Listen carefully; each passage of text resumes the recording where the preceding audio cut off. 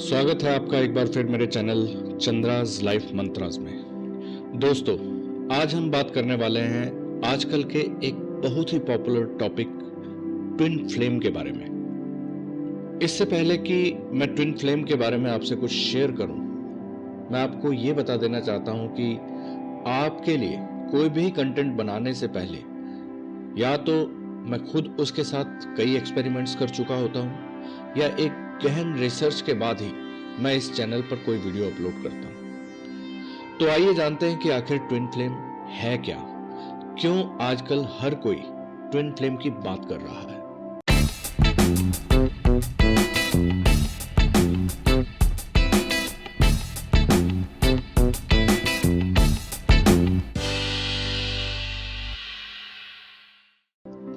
Twin flame का concept internet पर 2014 के बाद से पॉपुलर होना शुरू हुआ। आजकल का यूथ रिलेशनशिप के टर्म्स में अपने ट्विन फ्लेम को ढूंढने की बहुत कोशिश कर रहा है। हर कोई चाहता है मेरा जो जीवन साथी हो वो कोई और नहीं, मेरा ट्विन फ्लेम हो, मेरी खुद की आत्मा का अदर हाफ हो। तो आइए जानते हैं कि आज की टर्म में ट्विन फ्लेम क्या है। ट्विन फ्लेम का मतलब है कि आपकी जो आत्मा या सोल है वो वक्त के साथ कभी ना कभी दो भागों में स्प्लिट हो गई थी, जिसके एक भाग ने आज आपके रूप में जन्म लिया। इसी सोल का दूसरा भाग जो कि कहीं ना कहीं किसी और रूप में जन्म ले चुका है, वही आपका ट्विन फ्लेम है। पुरुष और स्त्री भले ही दो अपोजिट फोर्सेस हों, पर आपस में मिलकर ही वे एक दूसरे के पूरक हो पाते हैं। जैसे किसी मैग्नेट को दो अपोजिट पोल्स, नॉर्थ पोल और साउथ पोल को अगर आमने सामने रख दिया जाए तो वे दोनों एक दूसरे को अट्रैक्ट करते हैं। एक सोल में यदि पूर्णतः पुरुष प्रकृति है तो कहीं ना कहीं उसमें स्त्री प्रकृति का भी अंश होता है। यही कॉन्सेप्ट स्त्री के साथ भी वाइस वर्सा है। ऐसा जरूरी नहीं कि इस जन्म में यदि कोई पुरुष रूप में पैदा हुआ है तो अगले जन्म में भी वह पुरुष ही हो। हमारे कर्म डिसाइड करते हैं कि हमारा अगला जन्म स्त्री का होगा या पुरुष का। तो आइए जानते हैं कि ट्विन फ्लेम के कॉन्सेप्ट के बारे में दुनिया के सबसे पुराने धर्म हिंदू धर्म या यूं कहें वैदिक इंस्टीट्यूशन इसके बारे में क्या कहता है। ट्विन फ्लेम शब्द भले ही नया हो, पर वेद पुराणों में परमात्मा से आत्मा के स्प्लिट होने की घटनाएं होती रही हैं। इन घटनाओं को हम अंश अवतार के रूप में जानते हैं। ज्यादातर हिंदुओं ने आत्मा के सफर के बारे में गहराई से पढ़ा हुआ है, जिसमें श्री कृष्ण अर्जुन को आत्मा यानी सोल के गहन रहस्य के बारे में समझाते हैं। जैसे कि श्री कृष्ण ने बताया कि आत्मा का कभी जन्म नहीं होता और ना ही वो कभी मरती है, क्योंकि आत्मा और इस दुनिया में सब कुछ एनर्जी है। फिजिक्स की एक शाखा थर्मोडायनेमिक्स के अनुसार energy can neither be created nor destroyed, it only changes forms. Energy को न बनाया जा सकता है और न खत्म किया जा सकता है, इसके केवल स्वरूप बदलता रहता है। श्री कृष्ण ने शरीर को एक वस्त्र की भांति बताया है। अपने कर्म के हिसाब से आत्मा अलग अलग शरीरों में जन्म लेती है। बहुत से लोग आत्मा या अदर डायमेंशंस को इसलिए नहीं मानते क्योंकि वो सिर्फ उसी पर विश्वास करते हैं जिसे वो अपनी आंखों से देख सकते हैं। ट्विन फ्लेम यानी आत्मा का विभाजन, क्या सोल वास्तव में विभाजित हो सकती है? हिंदू धर्म के हिसाब से जब इस ब्रह्मांड का या कहें कि इस सृष्टि का निर्माण नहीं हुआ था तो प्रकाश रूप में केवल शिव ही परम आत्मा के रूप में स्थित थे। अपनी इस परम आत्मा से उन्होंने ही ब्रह्मा और विष्णु का निर्माण किया। शिव ने ही ब्रह्मा को सृष्टि के निर्माण का कार्य सौंपा और श्री विष्णु को इस सृष्टि का पालन करने का कार्य दिया। खैर, अब हम बात करते हैं आज के नए शब्द ट्विन फ्लेम की भगवान शिव के अर्धनारीश्वर स्वरूप के संदर्भ में।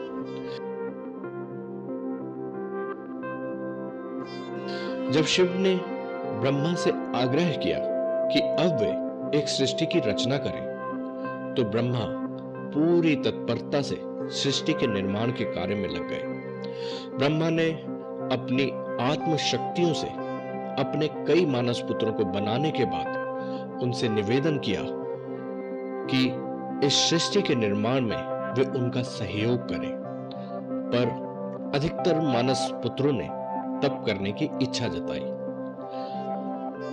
अब ब्रह्मा जब जब कोई रचना करते, अपना समय पूरा होने पर उस रचना का अंत हो जाता। ऐसे में ब्रह्मा को फिर से निर्माण करना पड़ता। ऐसा कोई उपाय नहीं सूझ रहा था कि ब्रह्मा एक बार सृष्टि का निर्माण करें और सृष्टि अपने आप से ही आगे अपना विकास करती जाए। इस समय तक नारी की उत्पत्ति नहीं हुई थी। अपनी इस समस्या से परेशान होकर ब्रह्मा ने शिव की कठोर तपस्या शुरू की। आखिरकार शिव ने ब्रह्मा के सामने प्रकट होकर उनकी परेशानी का कारण पूछा। जब ब्रह्मा ने अपनी समस्या शिव को बताई, तो शिव ने उन्हें मैथुनी सृष्टि का रहस्य समझाया। मैथुनी सृष्टि यानी प्रजनन या रिप्रोडक्शन से सृष्टि का विकास। शिव ने अपने शरीर से मां शक्ति के अंश को अलग कर दिया। इस प्रकार शिव का आधा शरीर नारी का और आधा शरीर पुरुष का हो गया। शिव का यह स्वरूप अर्धनारीश्वर के रूप में जाने जाता है। इस प्रकार शिव से शक्ति अलग हुई और फिर शक्ति ने अपनी भ्रुकुटी के मध्य से अपनी ही जैसी कांति वाली एक और शक्ति की रचना की और दक्ष के घर पर उनकी पुत्री के रूप में जन्म लिया। शिव और शक्ति का अर्धनारीश्वर अवतार आंशिक माना जाता है। फिर शक्ति दोबारा शिव के शरीर में प्रवेश कर गई। उसी समय से मैथुनी सृष्टि का प्रारंभ हुआ। तभी से पुरुष और स्त्री के मिलाप से सृष्टि आगे बढ़ती चली गई। यूं तो हमने कभी शिव और शक्ति के लिए ट्विन फ्लेम शब्द का प्रयोग नहीं किया। उन्हें हम अर्धनारीश्वर के रूप में ही जानते हैं, परंतु हाँ, वास्तव में आज का यह शब्द ट्विन फ्लेम उनके संदर्भ में इस्तेमाल किया जा सकता है। शिव का एक भाग डिवाइन मैस्कुलाइन और दूसरा भाग डिवाइन फेमिनाइन यानी मां शक्ति का है। कुछ लोग ट्विन फ्लेम को ग्रीक माइथोलॉजी से भी जोड़कर देखते हैं। एक ग्रीक फिलोसोफर थे जिनका नाम था प्लेटो। आप में से कई लोगों ने इन ग्रीक फिलोसोफर का नाम पहले भी सुना होगा। प्लेटो का जन्म 348 बीसीई में प्राचीन ग्रीस के एथेंस शहर में हुआ था। प्लेटो ने एक फिलोसॉफिकल टेक्स्ट लिखा था जिसे सिंपोजियम के नाम से जाना जाता है। प्लेटो ने इस टेक्स्ट में एक्सप्लेन किया कि ओरिजिनल मानवों की 4 टांगें और 4 भुजाएं होती थी। उनका एक सर मगर 2 चेहरे होते थे। उनके जेनिटेलिया यानी गुप्तांगों के 2 सेट्स होते थे। ऐसा भी कहा जाता है कि इन्हीं ओरिजिनल ह्यूमन बीइंग्स को हम ट्विन फ्लेम के रूप में जानते हैं। उनके अनुसार दुनिया में लगभग 72,000 ट्विन फ्लेम्स हैं। सिंपोजियम में प्लेटो ने लिखा है कि ये पावरफुल ह्यूमंस गॉड्स के लिए धीरे धीरे थ्रेट बन गए थे। गॉड्स इनको पूरी तरह से मिटाना चाहते थे, मगर गॉड्स मजबूर थे, क्योंकि हायर डायमेंशंस में गॉड्स की एनर्जी और लेबर का सोर्स ये पावरफुल ह्यूमंस ही थे। क्योंकि इन पावरफुल ह्यूमंस के कारण ही गॉड्स सरवाइव कर पाते थे। क्योंकि गॉड्स नहीं चाहते थे कि ये पावरफुल ह्यूमंस उन पर हावी हों, ऐसे में आकाश के भगवान ज़्यूस ने एक रास्ता निकाला। ज़्यूस ने इन ह्यूमंस को 2 भागों में बांट दिया।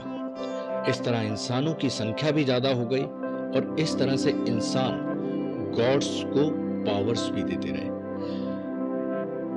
ऐसे में इंसानों का जीवन गुलामों जैसा हो गया और वो एक एक करके खत्म होने लगे। ज़्यूस की ये युक्ति ठीक से नहीं चल पाई। अब गॉड्स को कोई और रास्ता निकालना था। गॉड्स को एक बैलेंस बनाना था। एक तो ये इंश्योर हो जाए कि इंसान भगवानों पर हावी ना हो, दूसरा इंसान भी बचे रहे, क्योंकि ये इंसान भगवानों की एनर्जी के सोर्सेस थे। ऐसे में ज़्यूस के बेटे अपोलो ने इंसानों को सीकर दोबारा जोड़ दिया। अब हर एक इंसान के पास केवल एक ही जेनिटेलिया रह गया था, जो कि अपने अदर हाफ से मिलने के लिए हमेशा बेचैन रहेगा।